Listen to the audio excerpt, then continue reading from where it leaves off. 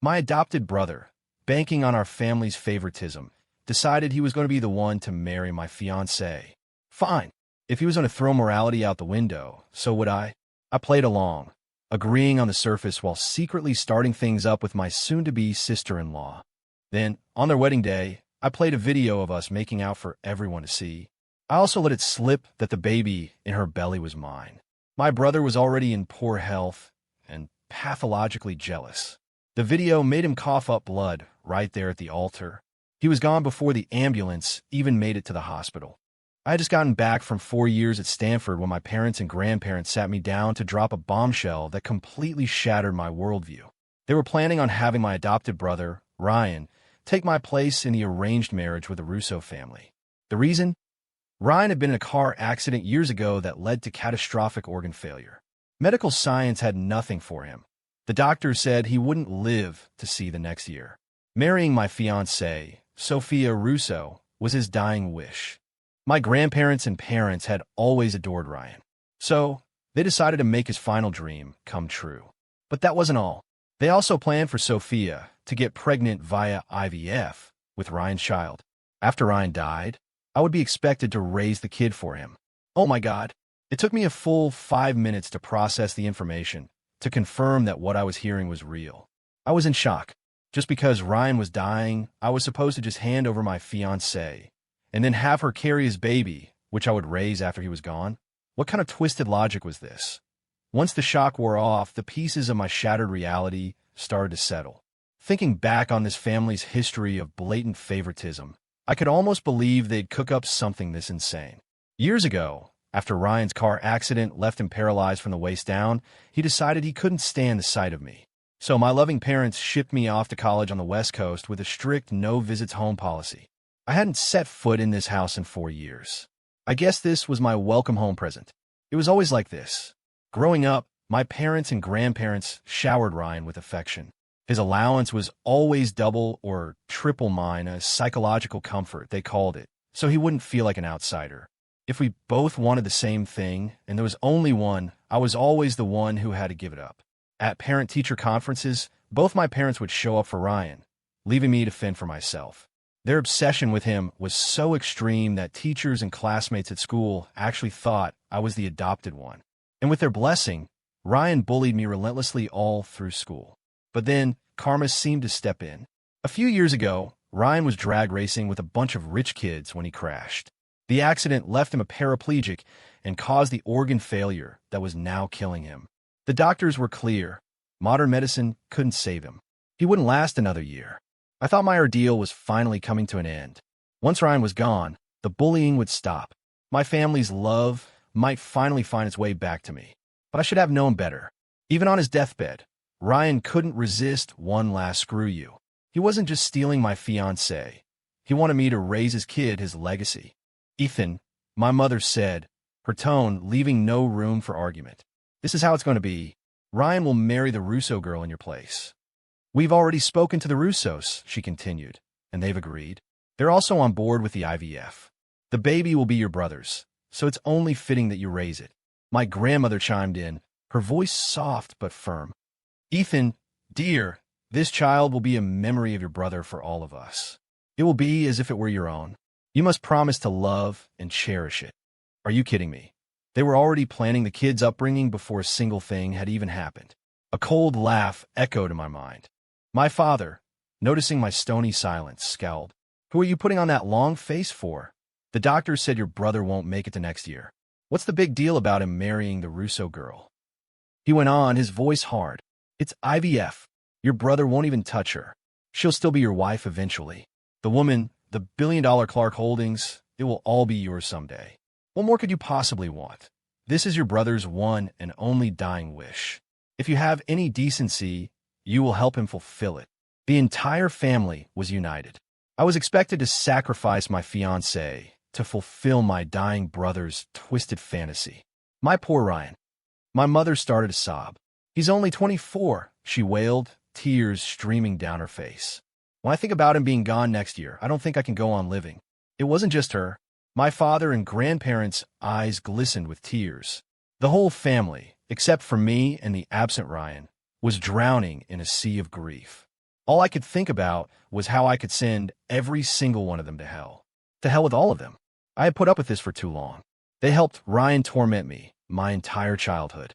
And now, even as he was knocking on death's door, they were still pulling the same crap. Did they really think I was that much of a pushover? As far as I was concerned, these people were not my family.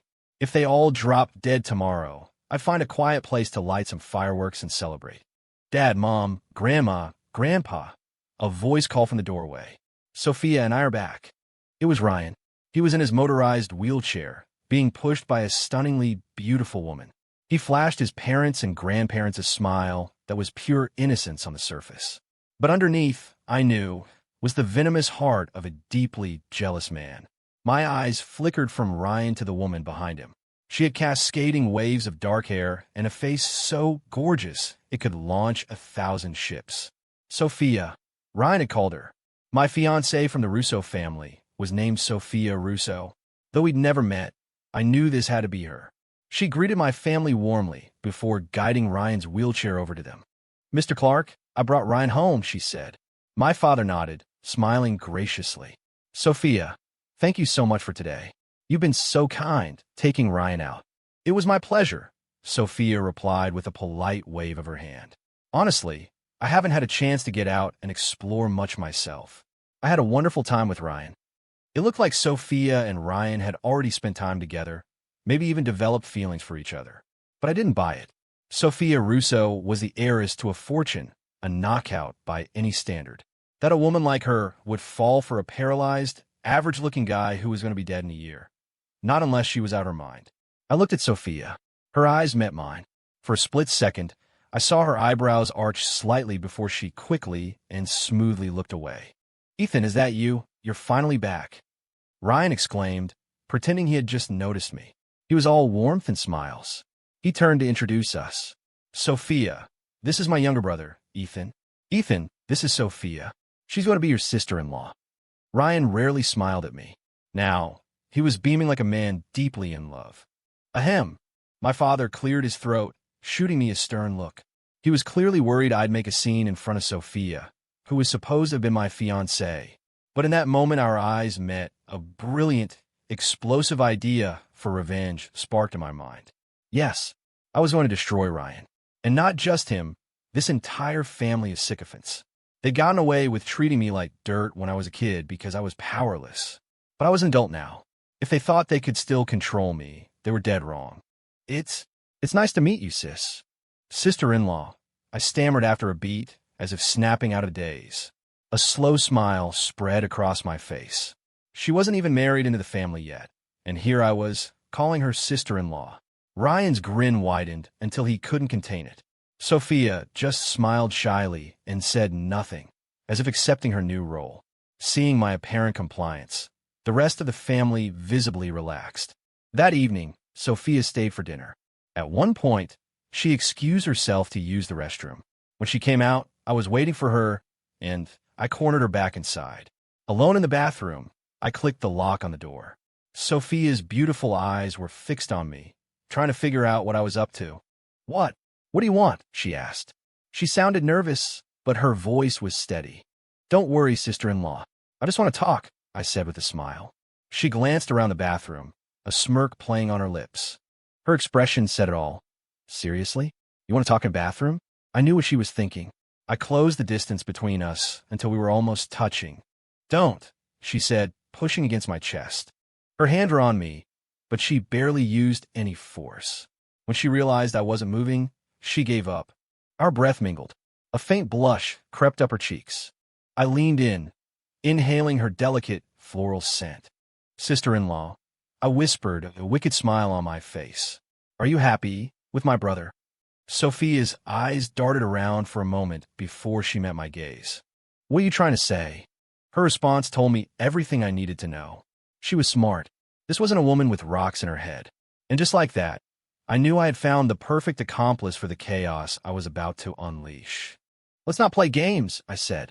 You know Ryan is my family's adopted son. You were supposed to marry me. I know, she nodded softly. And you know his organs are failing, that he won't live past next year, right? Yes, I know, she said again, her tone flat. And you're still going to marry him? I asked, my eyes narrowing with suspicion. Sophia paused, then bit her lip. Yes, I'm still going to marry him. There was something in her eyes, a secret she was holding back. I realized then that she knew everything and was still willing to marry a dying, paralyzed man. That'd be a damn good reason. They also said they want you to have his child through IVF. Before I could finish, she cut me off. I know about that, too. And they said that after your brother dies, you and I will get married, and the child will legally become yours. You'll be his father. She knew everything. I grabbed her arms. This doesn't make any sense. If you know all this, why would you agree to marry him? What did they offer you? To make a woman of her, standing willingly marry a broken man. The price had to be astronomical. Under my intense gaze, Sophia finally broke. You'd find out eventually anyway, so I might as well tell you now. Your family promised me that if I marry Ryan and have his child through IVF, they'll give me $500 million in Clark Holding stock. And there it was. It all made sense. No wonder Sophia was willing to endure this humiliation. For a $500 million stake in the company, she'd play along. It just went to show how pathologically biased my family was. To preserve a piece of Ryan, they were willing to give away a huge chunk of their fortune to buy off the Russo heiress. Knock, knock. A knock on the door made us both jump. It was Ryan. Sophia, are you in there? Sophia shot me a panicked look before answering. Yes, I'm here. What's taking so long? He asked. My stomach's a little upset. She said, improvising. The last thing we needed was for Ryan to find us in here together. But just as she finished her sentence, I leaned in and kissed her. Moi. The soft touch of our lips made her eyes go wide with shock. Moi. While she was still stunned, I kissed her again, a mischievous grin on my face. Her cheeks flushed a deep red. She shot me a furious glare, but didn't dare make a sound. Her silence only emboldened me. I wrapped my arms around her, pulling her tight against me, and kissed her again, deeper this time. I wasn't just stealing a moment. I was reclaiming what was mine. Afraid of making a scene, she didn't resist forcefully. At first, her lips were sealed shut, but slowly, as if her own instincts took over, she began to respond, hesitantly at first, then with a will of her own. Really, what we were doing wasn't so wrong. She was supposed to be my fiancée, and according to my family's twisted script, she was destined to be my wife anyway. So what was the harm in a little kiss? Sophia must have come to the same conclusion, because she let herself go, melting into the moment. We were lost in each other. Outside, Ryan was still there, muttering to himself. Upset stomach? But she was fine just a minute ago. After what felt like an eternity, I reluctantly pulled away. You bastard, Sophia hissed, regaining her composure. How could you do that to me? She furiously wiped her mouth. Do what to you? I teased, a smirk on my face. She grunted, prying my wandering hands off her. I've been in here too long. I'll leave first. You wait a few minutes before you come out. She squeezed past me and started fixing her clothes in the mirror. I stepped up behind her. Sophia, think about this, I said, my voice serious. Ryan is a dead man walking. Is having his baby really worth it? She glanced at me in the mirror. They're giving me $500 million for one baby. You tell me if it's worth it. She had me there. I was speechless. For that kind of money, any woman would probably say yes. But I won't accept that child, I said, my voice low and dangerous. My fiancé having another man's baby, and I'm supposed to raise it. What do you take me for? If you have that baby, you become my enemy. And don't forget, I'm the real heir to the Clark fortune. I let the threat hang in the air. That got her attention. She turned to face me, a flicker of resentment in her eyes. What choice do I have? You're the heir, but your family didn't ask me to have your baby, did they? Was she blaming me for being powerless? It didn't matter. My plan was already halfway there. There's a way we can both win, I said, pulling out my phone. I moved behind her again, wrapping my arms around her in a protective embrace, and whispered in her ear, if you're interested, let's exchange numbers. We can meet tomorrow and talk. Sophia added me as a contact. She was hooked. The next day, before I left the house, I ran into Ryan in the upstairs hallway. With no one else around, he dropped the act. Well, little brother, he sneered, looks like you've finally learned your place. You're not going to fight me for anything anymore. His mind was completely warped. Ever since the accident, His entire existence had revolved around tormenting me. I kept my mouth shut, mentally calculating the best way to destroy him. I know what you're thinking, he continued. You think that once I'm dead, everything will go back to you. The company, Sophia, all of it. But I have some bad news for you. Before I go, Sophia is going to give me a child. A child who will take my place, who will continue to be spoiled and loved by this family.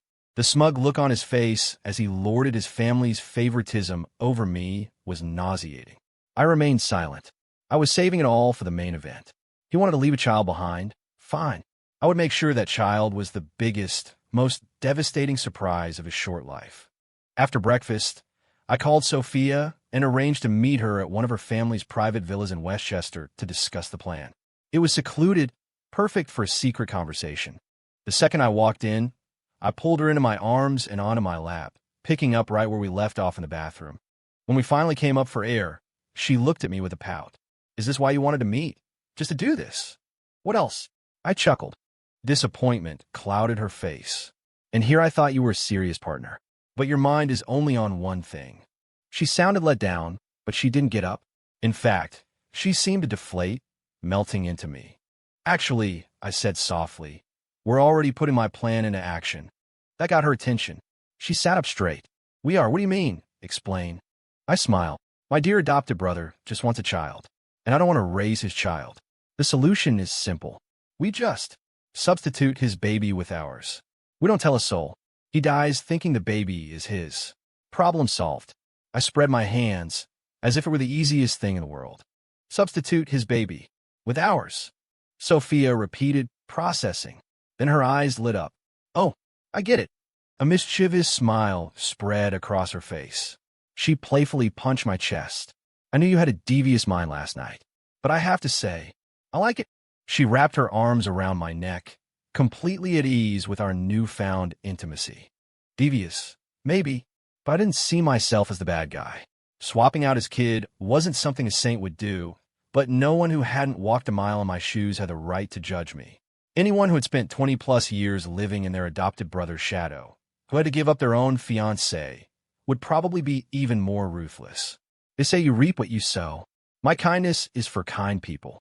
My cruelty is reserved for those with evil in their hearts. And this was the karma Ryan so richly deserved. Come on, I said, sweeping her up into my arms and heading for the bedroom. Let's go discuss the implementation details.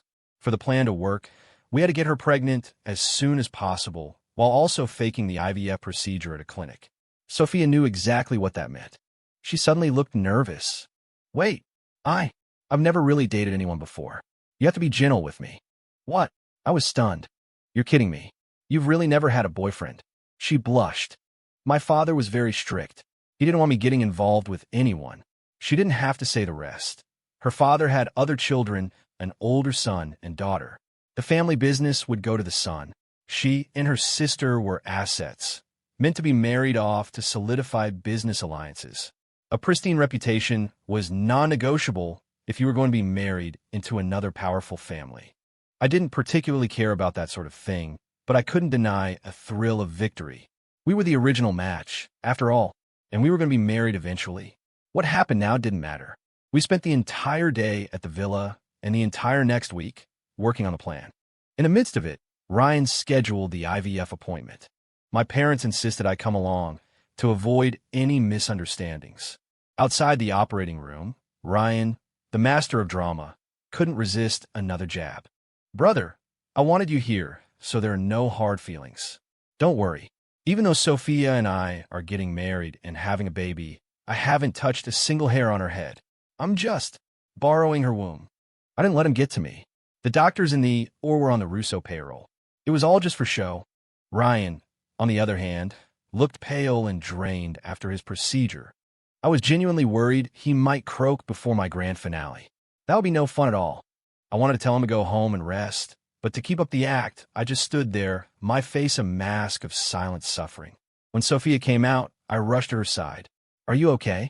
I asked, helping her up. I'll manage, she whispered, looking exhausted. Seeing our little tragic drama unfold, Ryan's lips curled into a triumphant smirk. He thought Sophia was now carrying his child. He had no idea I was genuinely concerned for her. Our week at the villa had taken its toll. Content that his legacy was secure, Ryan wheeled himself away, leaving us to our grief. 2 weeks later, Sophia went to the doctor. She came straight to the villa, waving a lab report in her hand, her face glowing. "I'm pregnant. In 9 months, you're going to be a father." Hey, keep it down. I corrected her quickly. "That baby is my brother's." She shot me an annoyed look, then threw her arms around me, her voice a playful whine. "It's yours, it's yours. It's just us here. Who are you trying to fool?" We both laughed. The plan was more than halfway complete. The rest would be easy. A few days later, Ryan and Sophia were scheduled to take their wedding photos. And of course, my parents made sure I was invited. I went, and when Ryan wasn't looking, I slipped into the dressing room for a few stolen moments with Sophia. During the shoot, Ryan kept looking over at me, that smug grin plastered on his face. I just kept my lips pressed together, trying not to smile as I savored the lingering taste of Sophia's lipstick. I had to maintain my look of a man in agony, watching the love of his life with his most hated rival. Halfway through, Ryan's fragile health gave out, and he had to go home. Sophia and I could barely contain our joy. We picked out a new wedding dress and took hundreds of photos together. One bride, 2 grooms. The photographer and his crew just stared, utterly bewildered. A month flew by, and soon it was the wedding day. Ryan was going to pick up the bride, and I, as the best man, had to accompany him. Just before we got in the car, he leaned in and whispered, "I can see how much you love her. Don't worry. As soon as she has the baby, I'll give her back to you." The usual provocation. I'd endured it for years. I could handle another 2 hours. He smirked, basking in his perceived victory. I couldn't help but let a small, mysterious smile of my own slip out. We were both smiling, but only one of us would be smiling at the end of the day. And I had a strong feeling that someone wasn't just going to stop smiling. Someone was going to drop dead. At the Russo mansion, Sophia's bridesmaids, on her instruction, created a series of playful obstacles for the groom. Ryan's body couldn't handle it, so the bridesmaids suggested that I, the brother, should step in. The result? I was the one who carried Sophia out of her house on my back. I was the one who got into the groom's car with her. The Russo family was delighted. On a day like a wedding, nobody wanted to see a groom who couldn't even stand. Ryan was deliberately put in a separate car, trailing behind the main motorcade, a thunderous expression on his face the entire way. But when we arrived at the venue, he was the one on the wedding stage. So what if he was in a wheelchair? He was the one getting married today, not me. Before the ceremony began, my dear parents, in front of all their friends and family, solemnly signed the stock transfer agreement. As I watched the $500 million in shares officially move into Sophia's name, I grinned. The real show was about to begin. It was time to exchange the rings. Ryan took the ring, held it in front of Sophia, and then paused, deliberately glancing over at me with a triumphant look. At that exact moment, the massive screen behind them flickered and switched. A slideshow of photos appeared, a man and a woman hugging, laughing. Then came the video clips. The two of them kissing, embracing, even intimate shots in a bedroom, and snippets of conversation about having a baby. The man and woman on the screen were, unmistakably, me and Sophia. A collective gasp went through the crowd as they recognized our faces. The entire venue erupted. "Oh my God, that's the groom's brother. The bride was sleeping with her brother-in-law. The groom just got cheated on at his own wedding. This is insane. Wait, I heard she was originally the brother's fiancée anyway. Something weird happened." The chatter was deafening. Everyone was feasting on the high society drama. The audio from the video sealed the deal, a clip of Sophia's voice, clear as day. "You're the real father of the baby in my belly. Don't even think about leaving us." The implication was obvious. Not only was she pregnant, but the baby wasn't the groom's. It belonged to me, the best man. The room exploded into another wave of shocked murmurs. Impossible. How could the baby be Ethan's? Ryan's face was a mask of disbelief. He looked from Sophia to me, his hand trembling as he pointed. You and Sophia, you betrayed me. You had a child behind my back." Sophia's words on the video were undeniable. My parents and grandparents were frozen in their seats, completely stunned. Sophia's parents, the Russos, were also there. Her mother looked mortified at first, but a quick word from her father seemed to change her perspective. "Well, the baby is Ethan's," he murmured. "That's fine. It's still a Clark. And Ethan is healthy. At least this baby won't be born fatherless." The rest of the Russo family seemed to agree. Sophia's sister, Isabella, smirked. "I think my little sister is brilliant for not having that other one's child. He's on his deathbed and still trying to trap someone with a baby? Disgusting. Besides, Ryan is adopted. How dare he steal his brother's fiancée in the first place?" Their conversation was not quiet, and their words carried clearly to the stage. Hearing this, Ryan's rage boiled over. You. He was so furious he could barely speak. His eyes locked on me with pure hatred.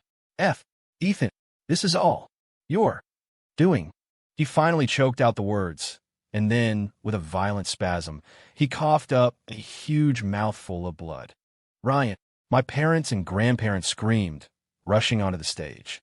After spitting blood, Ryan went limp in his wheelchair, his eyes rolling back as his body convulsed. He was rushed to the hospital. Seeing him like that, Sophia's sister looked a little shaken. "Oh God," she muttered to herself, a hand on her chest. "Was it me?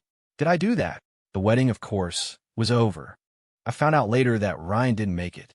He died of a massive stroke in the ambulance on the way to the hospital. The story blew up online. The wedding video went viral, and the initial consensus was that the bride and the brother-in-law had an affair and literally scared the groom to death. The backlash was intense. Within 2 days, our names were everywhere, and we were being bombarded with hate and death threats. At the time, Sophia and I were on a beach in the Caribbean. Seeing me so unconcerned, she threw her phone at me in frustration. "Look at this. Our reputations are ruined back home. Even my sister is getting dragged into it." She hadn't known I was going to play the video. Her plan was to keep up the charade forever. I had decided to flip the whole table over. I glanced at the phone and shrugged. "Just let it play out," I said calmly. My parents had called, of course, screaming accusations. I blocked their numbers. On the third day, once the online fury had reached its peak, I released my own collection of videos, footage I had secretly recorded of my family demanding I give up my fiancée, and clips of Ryan's many provocations and taunts. The public narrative flipped 180 degrees overnight. WTF is this story? They forced their biological son to give his fiancée to the adopted one. Is that even legal? This family is completely unhinged. You can tell the adopted son has been bullying the real son for years. Oh my God, the guy was dying and his last wish was to impregnate his brother's fiancée. That's sick. The parents and grandparents are just as bad. No wonder the son and fiancée got together in secret. Good for them. Okay, plot twist. I take back everything I said. Everyone should boycott Clark Holdings. The story was now a runaway train. The initial frenzy meant the reversal was just as powerful, and there was no containing it. Of course, the bot farms I'd hired to amplify the new narrative helped. The company's reputation was in the toilet. The stock dropped 5 points by closing bell. That's when I called my father. I offered to make the PR nightmare go away. My price, the 30% of the company's stock they controlled, another cool $500 million. He refused at first, calling me a thankless wolf. I hung up and paid for another wave of online attacks. The next day, my mother called. She was sobbing. My father and grandfather had both been hospitalized from stress. My grandmother had died of a heart attack that night. My father was in a coma.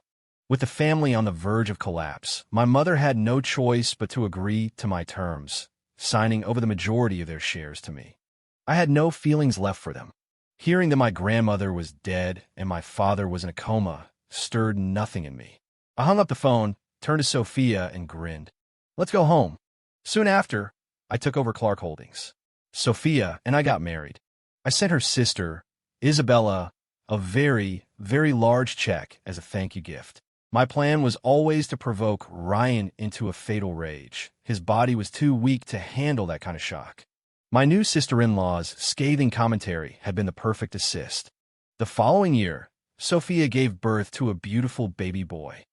I named him Julian Russo. He took his mother's last name, not mine. I wanted no part of the Clark DNA in him. lest he inherit their twisted sense of loyalty and we end up with another generation of a favored son tormenting the rightful one. We never had a second child. When my grandfather found out the heir to the Clark fortune had been given the Russo name, he had a stroke and died. My father was eventually declared brain dead.